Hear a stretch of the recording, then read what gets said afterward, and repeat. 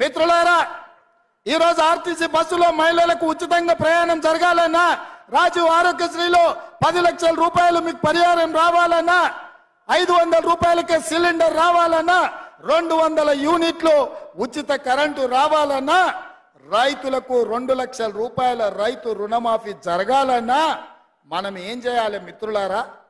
ఏం చేయాలి? ఏం చేయాలి? ఏం చేయాలి?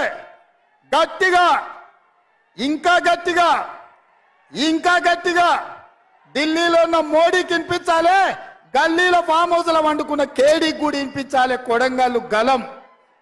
అందుకే మిత్రులారా, రాబోయే పార్లమెంటు ఎన్నికల్లో 14 పార్లమెంటు సీట్లను ఈ తెలంగాణ గడ్డ మీద నుంచి గెలిపించాలి.